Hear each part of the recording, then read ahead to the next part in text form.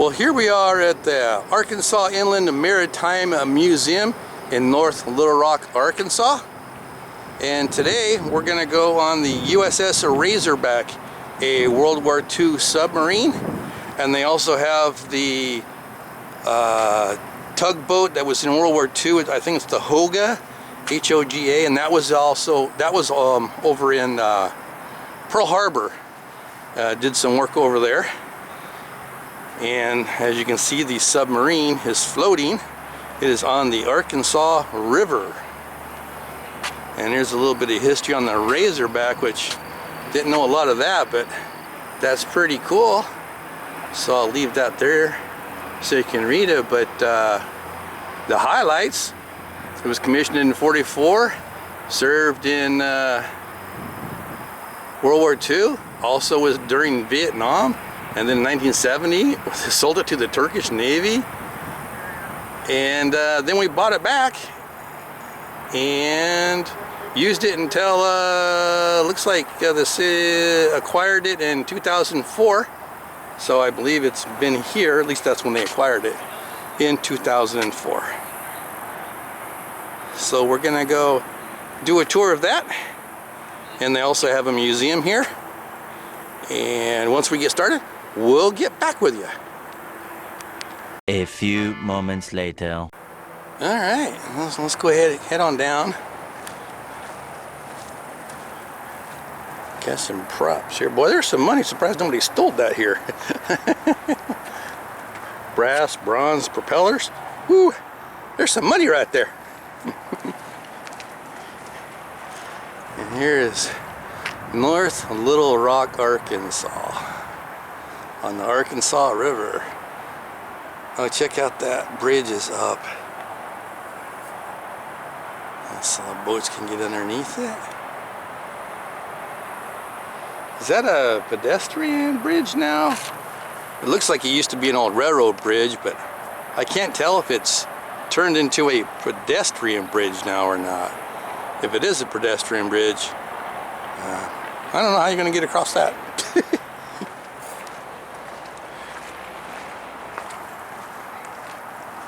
So like I said, they got the museum in here. I don't know how big it is. It looks like really small because it's just floating on this little barge. And then it looks like they got some bleachers. Maybe they give you a little history about it. And then you get on the tour and go through the sub. Wow. Got an anchor.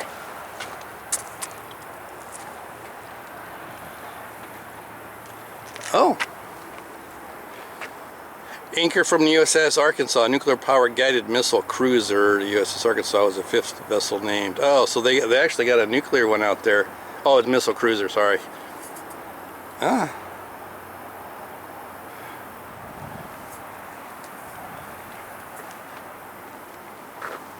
You're just an old anchor.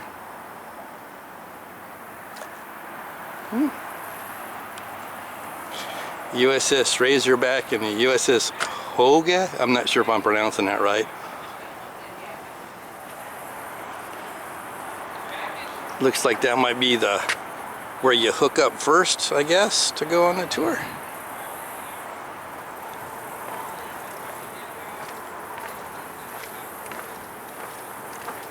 Oh, check out all these turtles. Turtles for sure. They're their mascot. Well, there's a lot of them.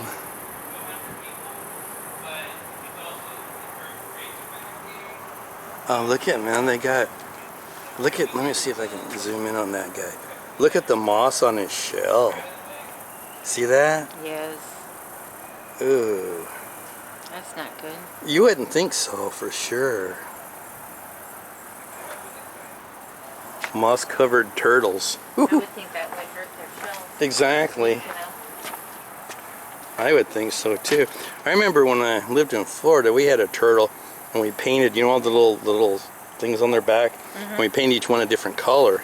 And then our uncle told us, hey, you can't do that. You're going to make them sick, because it will absorb through that shell, which, you know, kind of like a fingernail, but, you know, really thick, obviously.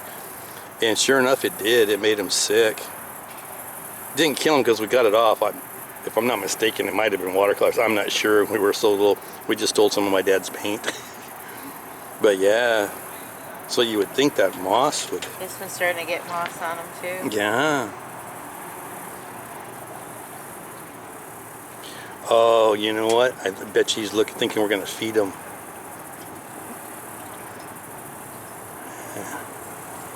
All right, let's go in and take a look, see what's going on in here. Oh, check out that trolley. I'm assuming it's a trolley. It's definitely electric. Public transportation, there's not one person on that thing. It's empty. Huh. All right. Phew.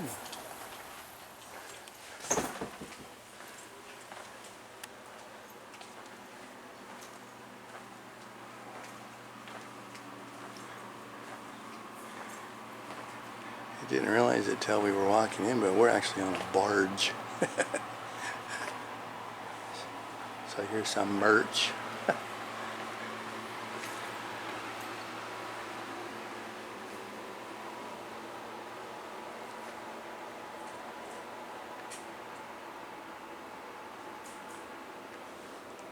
Catching more.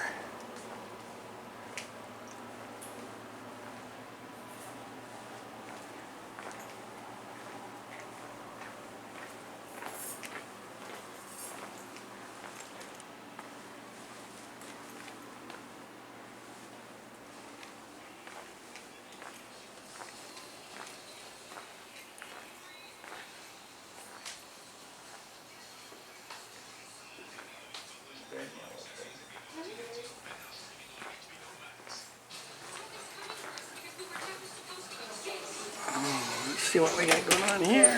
Oh, hey. Hi. Excuse me. Excuse me. Really quickly before you go, I went in and I forgot the fidget store. Oh, okay.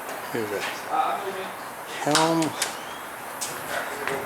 station, and captain's chairs. Oh, this was on this was from a nuclear-powered guided missile cruiser, the USS Arkansas. Oh, okay. Because that's where we saw the over there. We saw the anchor from it. So this is the bridge from not the submarine.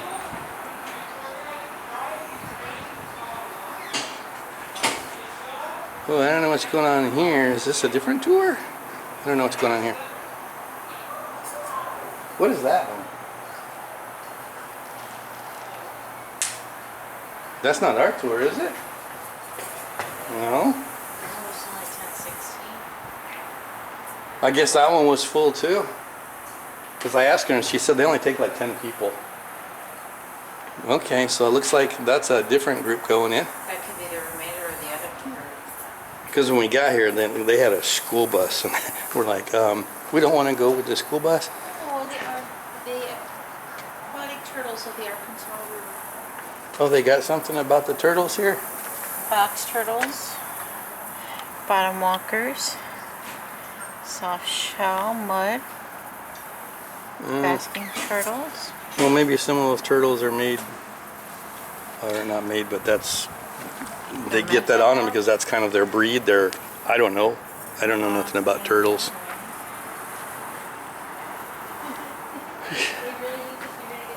Yeah, I think so. So here's the sub. Oh, wait a minute. Here's some more info on the sub. Since we're waiting to go on our tour, let's see what we got. Oh, well, check this out. There's the sub. Ooh, that water is pretty gross, and you can smell it. It's kind of stinky. It smells stagnant-y. Stagnant-y, I just made a word. So, a submarine emergency buoy. That's that guy right there.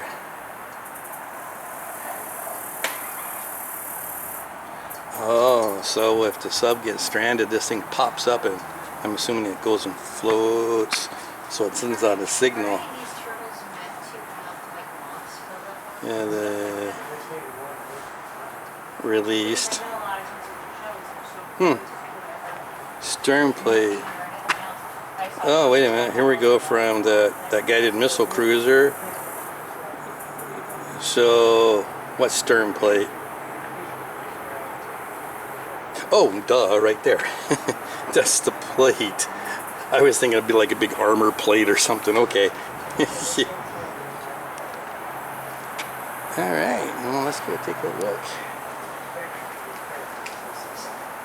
I know. I took the original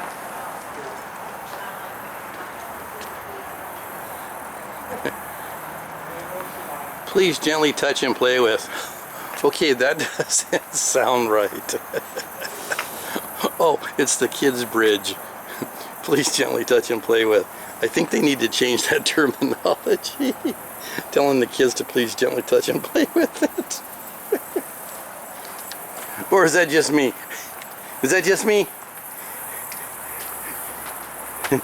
You don't know? Oh, look at, they're flying the Turkish flag next to the American flag. Because remember, it was We sold it. yeah, they had it for a few years.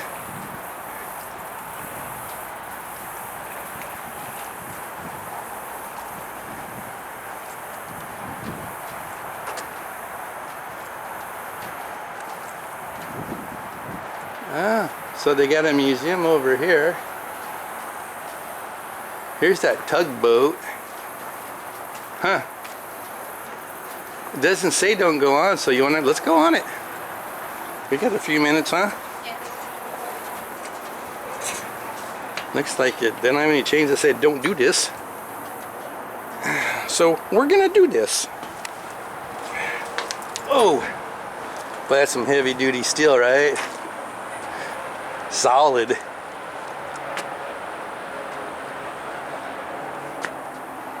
Huh. Water hose. Oh yeah, okay.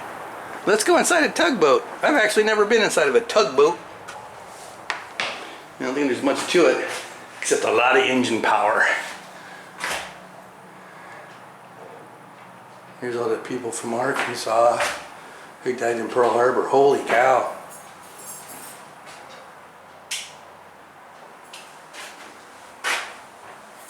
USS Hoga. I'm assuming I'm pronouncing that right. Hoga? Hoga. Ship's galley. Oof. Oh, and this, the cruise mess.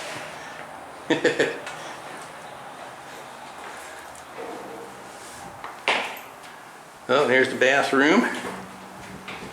There's the engine room, but due to continued restoration in hazardous area, do not enter. Oh, because it says it's got asbestos in there. Asbestos. So the toilet's back there. Looks like a shower's over there. Something used to be there. Looks to me like some, I don't know. Maybe it's just your changing area. Got some more sinks.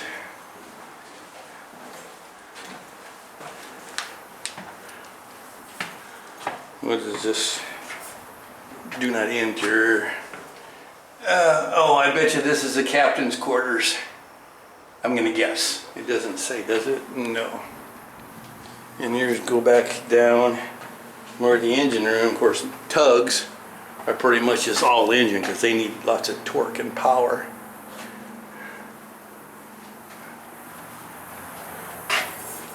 Boy, they got a lot of bathrooms. Here's a, oh, officer's water closet. Oh, so back there was enlisted. Oh my gosh.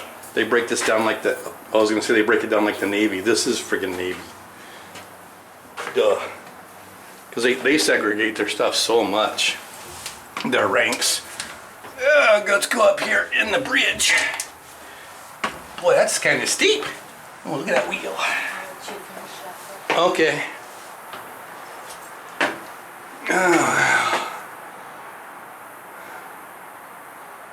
Oof. Huh.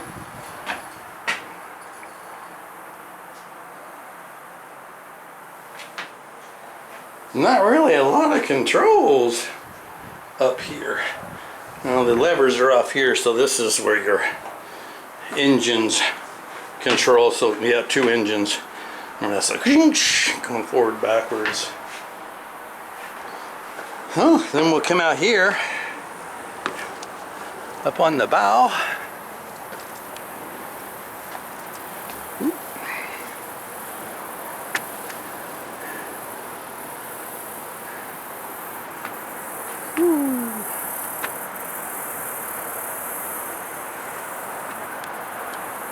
Get a shot up there into the sun.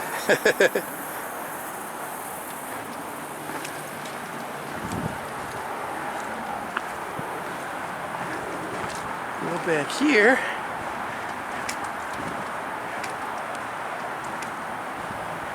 It's like they're firefighting, I'm going to assume firefighting apparatus there. Turn the valve on, there's your nozzle.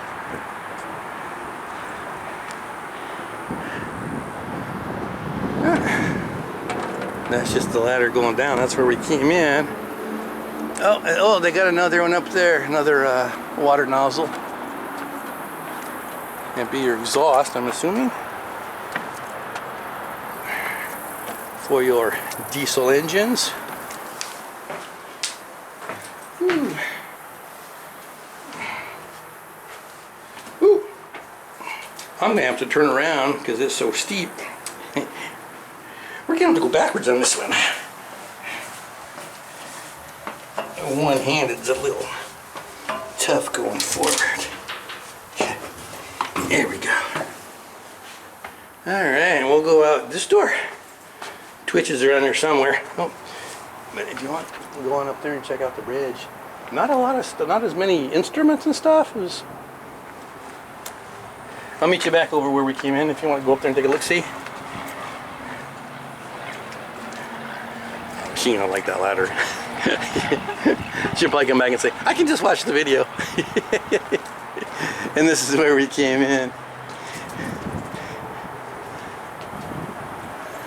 Huh. USS Hoga. And we'll head on down. And see what we got for time. We still got about 10 minutes. This is where we start the tour. Actually, I bet you they're going to put us right here. Give us a little talk. Tell us a little history, and then we go into the sub. Let's see if I can find Twitch. Where's she at? I don't see her. I got some people, looks like they're coming out of the sub.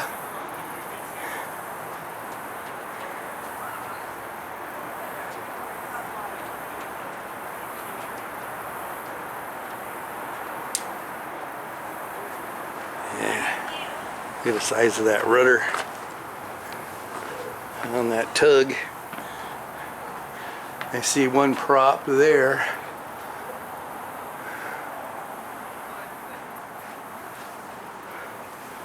All right, well, nope, there she is.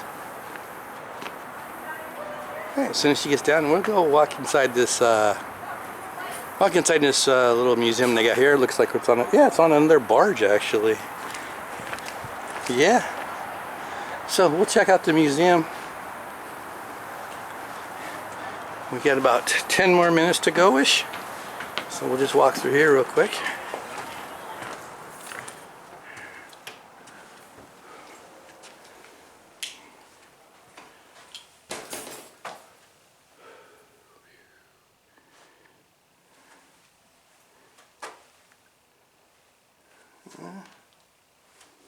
Here's the USS Arkansas battleship bell.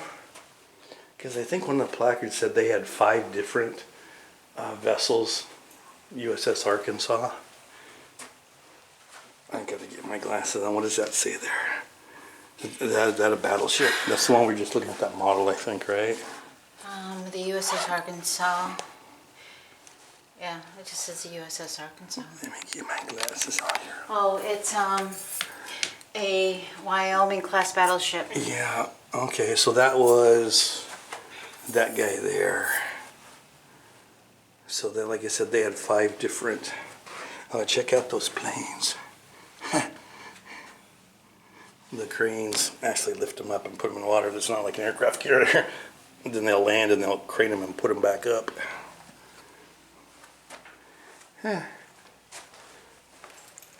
Oh, check this out.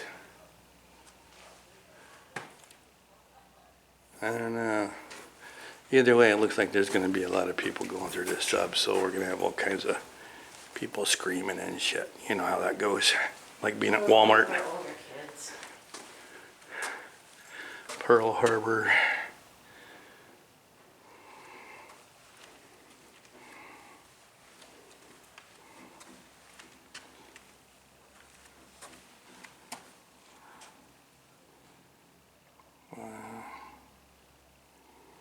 So this is what Pearl Harbor looked like. There's all our battleships and stuff. There's a sub sitting over there. All right.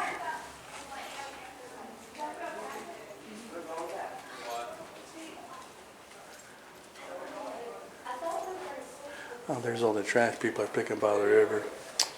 Like I said many times in many videos, it don't matter where you're at. There's just fucking dumbasses everywhere. Look at that shit. This is your river. Is this your trash? Amazing. Alright, looks like we're gonna head out and go get ready for the tour on the sub. Welcome to the USS Razorback. My name is Tyler, and I'll be your tour guide for the day. Now, before we go down inside the submarine, I would like to go over a brief history of the sub, and also some safety rules that we have to abide by when we're inside on the tour. But to get things started off with the history of the submarine, she was originally built in 1943 in Portsmouth Naval Shipyards in Kittery, Maine.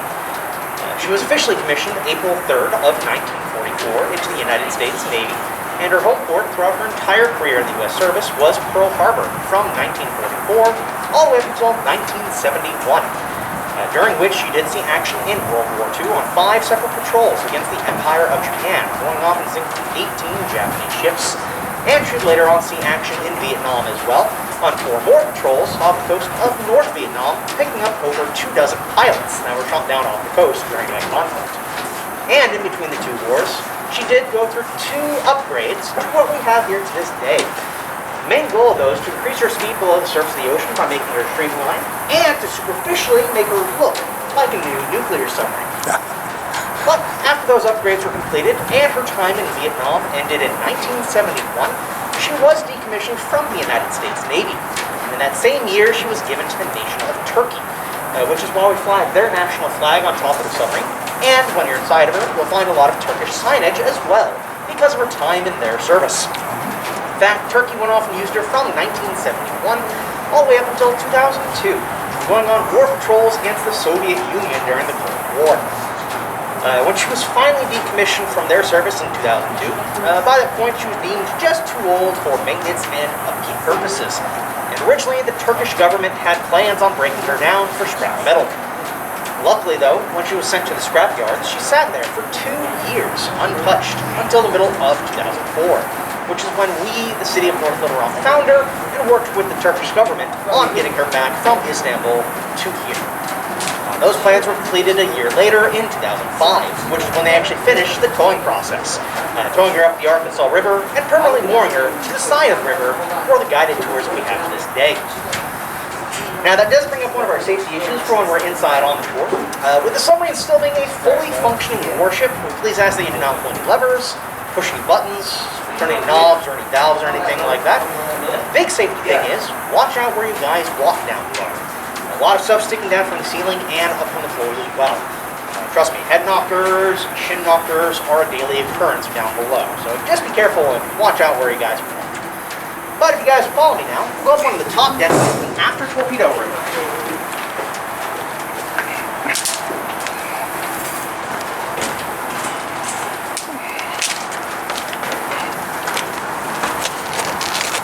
We're gonna go into the aft torpedo room.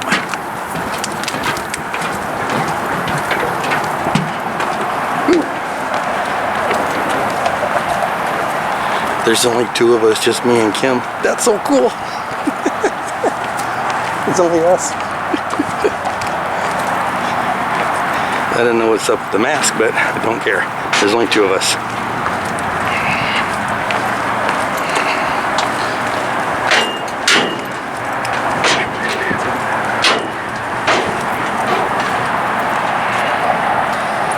This hatchway here is the hatchway that we will be taking to get down into the after torpedo room, which is where you held 8 of your 24 torpedoes. In fact, this ramp right behind you guys there is a loading ramp, and it's how you get your 3,500-pound torpedo inside the submarine storage, which she held 24 of them in total. 8 down below in our after torpedo room, and 16 up front in your forward torpedo room. And that after it's loaded, that thing folds down, right? Yes, sir. Oh, okay. Cool. Now, coming back down this ladder, I will go down first and just follow on after me. Okay. Gonna need 2 hands for this. I'm gonna have to put this in my pocket to get down. So we'll catch up with you once we get in.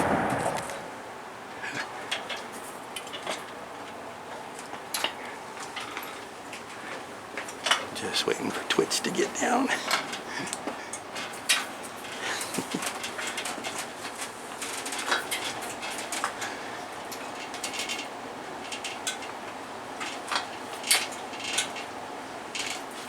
One more.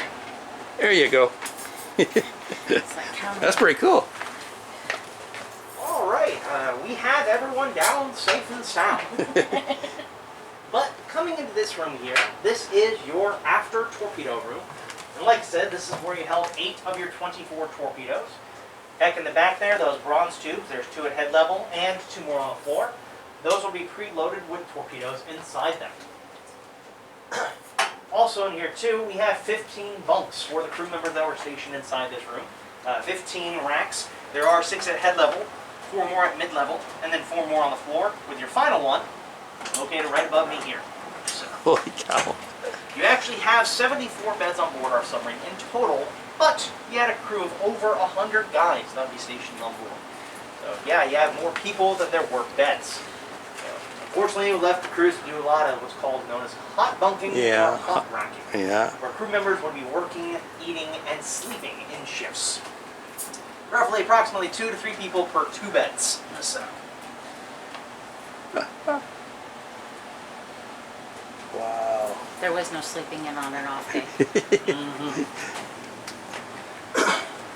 Now we'll be walking through this next room here. Next room being your maneuvering room, which is pretty much the gas pedal of the submarine. Controls your forward and backwards motion of the sub and your speed as well. There are actually 2 electric motors below this room that push the submarine forward and backwards in the ocean. Whereas the room itself acts as basically a giant junction box, a fuse box, for the submarine. Controls all the electrical flow produced from the engines, and it'll shunt it off to where it needs to go to on board the sub. Also, on a quick side note, we will be passing by 1 of your 4 toilets. Yeah, I know, 4 toilets for 100 guys, not great, but better than having 1 for everyone. But we'll be going through here at this next compartment, and we'll be heading into the after engine room next. Okay.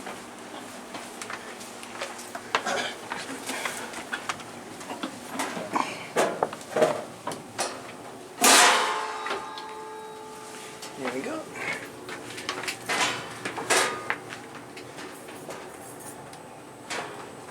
Okay. Okay. He's in the ski. Holy smokers. Don't touch those bus bars.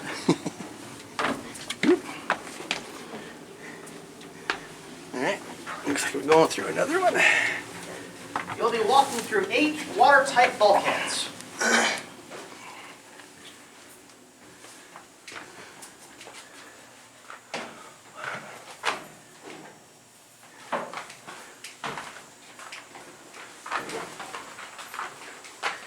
But coming into here, this is your after engine room, and these guys on your left and right are your Fairbanks and Morris diesel engines. These are what we use to produce the power for the submarine. They power up 252 batteries, which in turn powered everything else on board the submarine. Also, these are the same kind of engines that you'd find on a freight train. Actually, yes, Fairbanks and Morris, the freight train company, adapted these from diesel locomotives to fit on board submarines. Wow. So like I said, these are the exact type of engines that you'd find on a freight train. And you can imagine as to how loud and how hot it would get here with these guys on and running. In fact, actually, ambient temperature on board our submarine never got below 90 degrees. Largely because you had over 100 guys producing body heat. 2, all of your electronics on and running also kept that heat up. And 3 of the big ones, whenever these engines were on and running, well, temperatures would be soaring inside of here. In fact, the record high, I was told, was from Mike Marmon, who was one of the cooks on board in the 60s. And as he told me, the record high he recorded one time was 138 degrees. It was miserable for these guys. How many cylinders is one of these? 10 cylinders, 10 20 cylinders. pistons. There are 2 crankshafts, one top and one bottom. So 2 pistons will share 1 cylinder, and they are opposed, just like this diagram above the open part here. Oh, I looked at that, but I guess I didn't look at it. Okay, I see. Holy cow, that's different. Yep. Okay, That's where 2 pistons per cylinder. Okay, wow. Now, if you guys follow me, we'll go into the next room here, your forward engine room. Okay, so that was the aft engine room.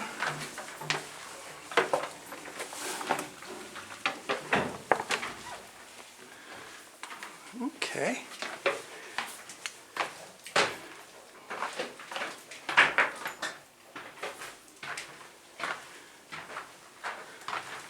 Now, coming into your forward engine room, we have your number 1 diesel engine on the right side of the submarine. Whereas on the left side, right over here, this large device that you see here is called a prairie masker system. Or, as a lot of kids like to call it, a bubble machine. The reason why it was called that is because that's what it did. It created bubbles. It was designed, developed, and utilized during World War II as an anti-sonar defense. What it would do is actually there would be a large tank that would be filled up with water, a fan inside said tank that would churn up said water and create bubbles, and all the pipes on the back of the wall here are connected to that, and they'll actually travel the length of our submarine and also go to her propellers and create bubbles around those. So that way, whenever the enemy were using their sonar, instead of hearing noises coming from our submarine, it would sound like somebody blowing bubbles out in the ocean. Or, as I've often been described to as well, sounding a lot like static electricity for these guys. So, also on another side note, on the back of the generator part itself, the motor part itself, on the top of it, that is one of the pistons from inside the engine. So those engines back there basically ran the batteries. Yes, sir. Okay. What is this one? Same thing. Oh, so he's just another one. Okay. All these guys do is run and charge up your 252 batteries. Okay, okay. So they aren't directly connected to the actual motors that push the submarine forward and Right. backwards. Because when you're submerged, there was no way to get the exhaust out of the submarine. So that's when Okay. you're running strictly off of battery power. Also known as, jokingly, silent running for those guys. So when you have the engines off, things get a heck of a lot quieter compared to when they're on. Now also in the front right here, and right over here, we have 2 freshwater distillers. Badger Mark III water filtration units that produce the fresh water for the submarine. They produce 2,000 gallons of fresh water a day. The downside, though, is a good majority of that is held in reserve for your engines for when they are on and running. They are freshwater cooled. After that, you also have to worry about keeping the crews hydrated, like I was saying before, when temperatures never got below 90 degrees. Yeah, the crew of 100 guys went through that water pretty quickly to keep themselves going. So they didn't use salt water to cool the engine. They made distilled Salt of the engines themselves, the cooling mechanisms go directly into the engines. So having salt water go through the engines when they're on and running, the heat and salt would quickly corrode through the pipes, rendering the engines inoperable. So unfortunately, the engines are freshwater cooled. Okay, I did not know that either. A lot of your larger ships that have ocean water going into the engines, they actually have a specialized heat sink system. Kind of like what you have for your computers nowadays, where you have a heat block sitting on top of your CPU. Yeah. That's the same thing for the engines for your modern ships, or even back then, your older ships. They have a heat block that's essentially sitting on top of those engines. The salt water will go into the heat block, and then from there take all that heat and bring it back onto the ocean. Right, okay, yeah. Whereas for us, we just don't have that physical space. Okay. So, for us, like I said, we are freshwater cooled for the engines. Of course, like I said, going back to the crews, also actually keeping them fed as well, using water to keep them fed. Also, going back to other systems, there are systems requiring that water, such as your batteries. You do have to, quote-unquote, water the batteries on a daily basis. And sadly, at the bottom end of the totem pole of water usage, your personal hygiene was not a really big factor in keeping this submarine going. In fact, you were considered as lucky to take a shower twice a patrol. Oof. Yeah, which is 3.5 months. So that is a standard patrol for this kind of submarine, 3.5 months. Things got ripe really quickly. Yeah, I bet. Luckily, you as a crew member didn't have to worry about that smell for very long, because by your second week out on patrol, you went, as the Navy would say, nose deaf. You lost your sense of smell. Unfortunately, smell is connected to taste, so you also lost your sense of taste as well. And all the good food that you're eating out on patrol, well, that's just it. You're eating that food. You aren't really going to be able to taste a whole lot of it. But, hey, at least you had it while you're out at sea to keep it going for the next 3.5 months. Wow.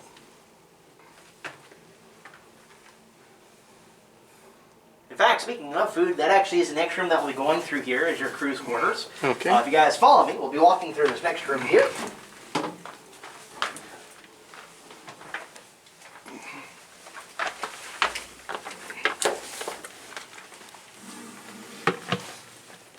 Oop. Another toilet.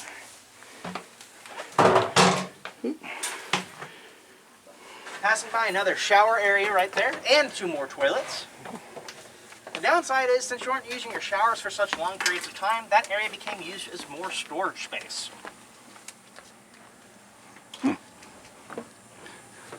We must be like up more the officers now. Nope, we're Not- still unenlisted. Still enlisted? Oh, okay. We have about, of our 74 beds, there are about 17 beds for the officers, and the rest are enlisted. So this area is just nice for presentation. Trust me, when she was in service, this area looked just as bad as in the back. So, in fact, actually, crazy enough, these walls that we have here now, where it's covered off for the enlisted men, that was done by the Turkish Navy. Oh, okay, okay, Themselves okay. a little bit more privacy. Quote. So this was more like the aft torpedo room, what it looked like in here for Yes, the sir. enlisted. Okay, okay. Yep. And the Turks put these walls in. Oh, okay, okay, made it better. Okay, gotcha. But pass by more crew's quarters, and we'll be passing through the galley, which is where they would eat and have their recreational time, also known as crew's mess. We do have down below, through that hatch in the floor there, is your refrigerator and freezer. So you kept all of your perishable goods down there.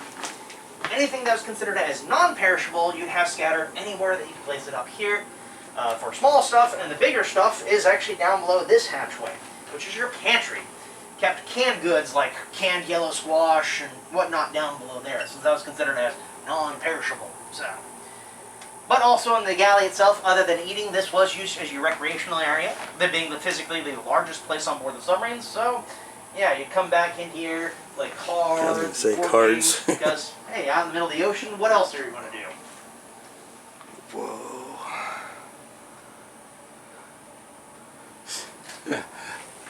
Now we'll be going to the control room on the way there, passing by your kitchen here, and we'll also be passing by your radio room as well. Look at that kitchen.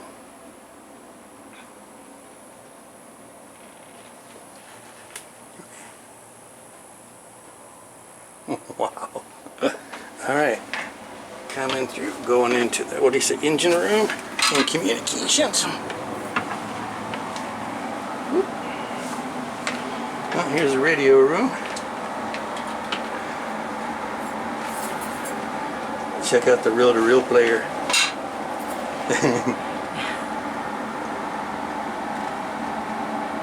Wow. Yeah, could not be a submariner. That takes a special set.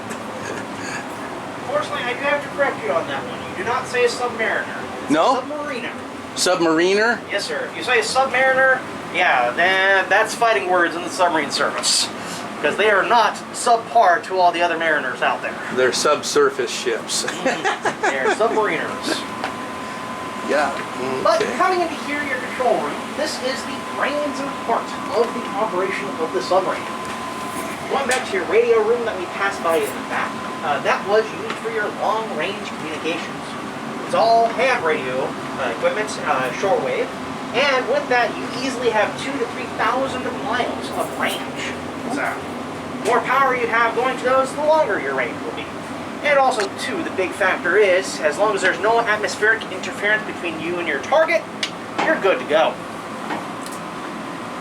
But we do have up above us for this ladder in the ceiling there is your conning tower, which is where your periscopes would be located at. And also up there too is a torpedo targeting system as well. Unfortunately, it's not really an actual system. Basically, it's a giant glorified calculator that you'd use to make sure the math you're using to fire off a torpedo is correct. So you would have that up there. And 90% of the time, though, they would still do it by hand down here. So, in fact, this table right here is your chart table. And all your maps, charts, and everything like that sprawled out across this table right here. And that's what you'd use for your navigation. Going back to the back of the room over there, we have large red steering wheels there. Those are your diving planes, which are like wings of an airplane on the side of our submarine. That'll help angle her down or up, depending on which way you want her to go. And that's also why above them there's a large white and yellow depth gauge that go down to 165 feet. It shows you how far down you are in the front or back end of the submarine in relation to where the submarine itself is at, which is actually that small one in the center that goes down to 600 feet. That is her main depth gauge, and 600 feet is maximum safety depth that our submarine can go. Anything beyond that for this kind of submarine is considered as crush depth. Water pressure is just too great in the hull that it would collapse in on itself, much like a tin can would after a person steps on it.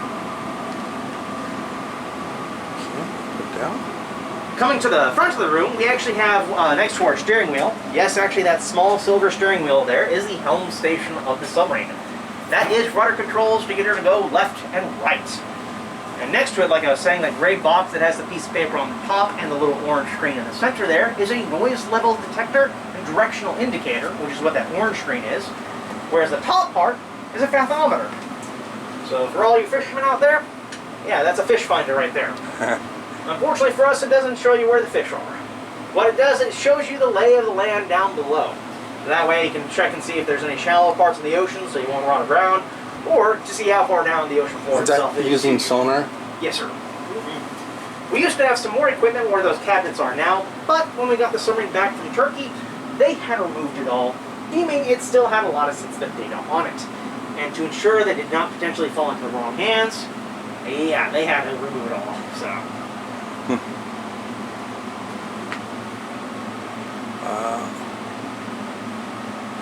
Now, we'll be going on into the next room here. Next room being your officer's quarters, or as the new guys like to jokingly call this area, the Hilton of the submarine. Because compared to what the enlisted men had, this was practically 5-star accommodations. Or what you can get with 5-star on board a submarine, right? But with this next room here, I will actually allow you to go in there first. You'll be passing by multiple rooms, including the captain's stateroom, junior officer staterooms, and their eating area as well, called the ward room. Okay.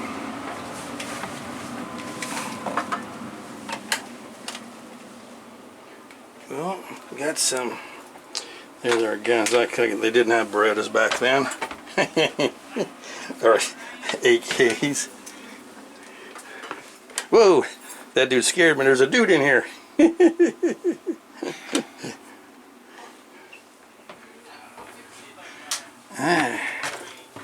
Oh, here we go. Let me pull a hand around the corner. They got a rope across it. So you can see him there. And there's another one. Executive officer. Then we got one across here. Captain's stateroom.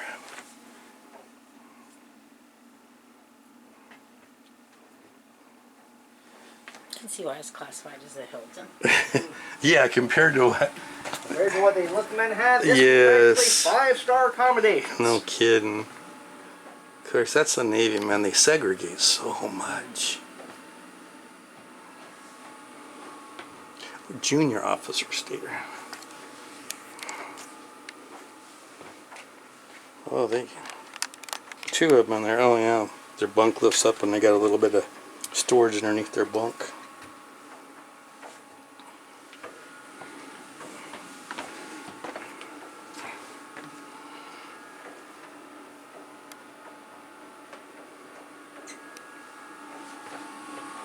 Oh, the other side of the mess. Officer's mess. And this is officer's kitchen? No, sir. That's just a pantry area. Oh, pantry. Chip's China cabinet, as crews like jokingly. Oh, okay. Kept your kitchenware there. Plates, cups, silverware, pots. The officer stuff. No. Everybody's stuff. Everyone. Okay, everybody's stuff. Okay. So they didn't separate their plates and their silverware. No, sir. Well, admittedly, when you're more worried about durability being out in the ocean, yeah, unfortunately, we're more worried about the fine details in those situations. So, what you see in the movies where they have nice, fancy Chinaware and stuff, yeah, that, as the submarine service likes to say, is filmed on board the USS Hollywood. Yeah. All set stages and movie magic. And here we're at the forward. Reality, the Navy is more worried about durability than anything else, so your plates and stuff were metal trays or metal plates that they would use. But coming into here for your forward torpedo room, for the most part, is pretty much the same as the after torpedo room. Major difference, though, is you held more torpedoes and less people in here. 16 of your 24 torpedoes were held in here compared to the 8 in the back. And in the front, we have more torpedo tubes. There's 2 I at got head level, 6. 2 more at mid-level, and there's 2 more below the floor as well. 6 tubes up here.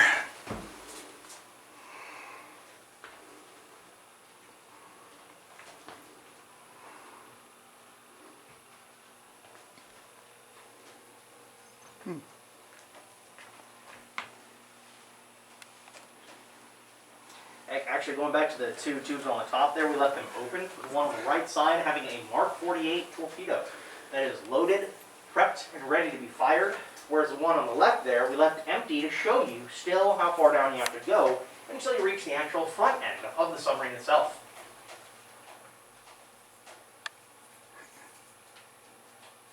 Also, contrary to what it looks like, where it looks like light is coming in from the outside, that actually is not the case. That is light bouncing back at us from what we have in here.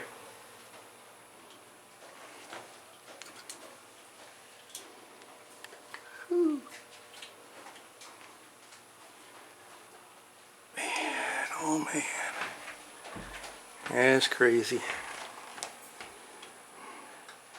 Guys sleeping on top of, next to these torpedoes as well. Heck, there's actually 2 more beds here and right over there. I didn't see those up there. In fact, going back to your question before about getting torpedoes inside here, that's about this bed here.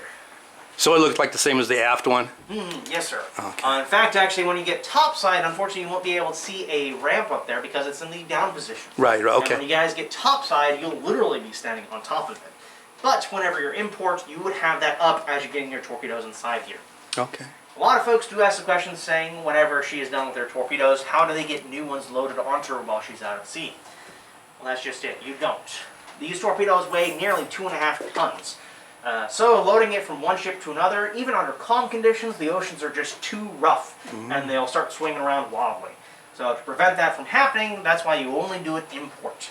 Okay. If you are being resupplied out at sea, that is normally food stuff for getting more food onto your submarine for you, or in some cases, rare cases, fuel. But normally that too is actually being done in port. So. How many gallons of diesel fuel did this thing carry? You are looking at 118,000 gallons of diesel fuel. Oof. And these guys go how fast underwater? Last I heard was like 11 miles an hour? 7 miles. 7? Yes, 7 miles an hour, and that's at top speed. Right. Unfortunately, don't expect to be going very far in that speed, though. When you're going at top speed, you are using a lot of power, and you're looking at maybe 4 or 5 hours of power usage. Then they got to come up and run the diesels, charge the batteries up, and... Normally, your average actual cruising speed submerged is about 3 to 4 miles an hour. And what's surface speed?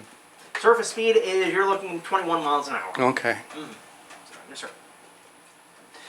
All right. Unfortunately, we are out of time on the tour. I'm actually coming up on my next tour time for the day. Sure. But we do have our museum, which we have more exhibits of our submarine and of other warships in there as well. So if you want to go in there or go back in there, you're more than welcome to. And the Hoga is also open up for self-guided tours. We already did both of those while we were waiting. So if you guys want to go back in there, you're more than welcome to. Okay. This hatchway going up into the ceiling will be our hatchway out. Okay. There are more ladders welded to the top of the hull to make it easier for you guys to get out of the submarine. But this hatchway will be our way out, and hope you guys enjoyed the tour. All right. Well, thank you very much. We You're appreciate welcome. it. Survive the submarine. Yeah. All right. All right. It just came up. And waiting for Twitch to come out. Oh,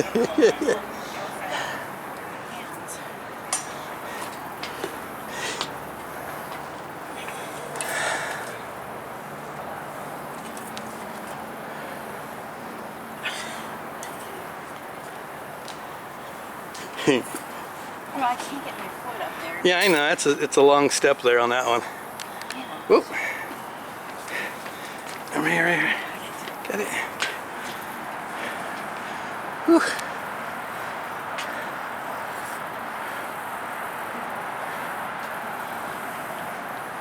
Well, that's pretty cool.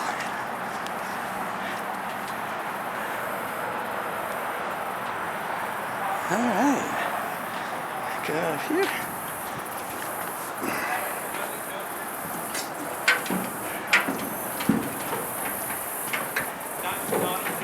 And down the stairs we go.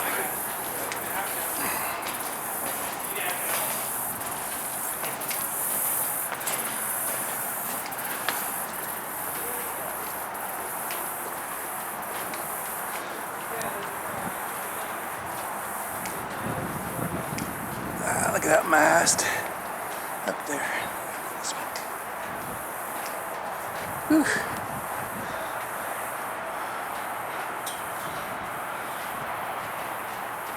Well, I think that's going to wrap it up here at the Arkansas Inland Maritime Museum in North Little Rock with the USS Razorback. Hope you liked that adventure, and until the next one, say goodnight, Gracie. Good night, Gracie. And that's all, folks.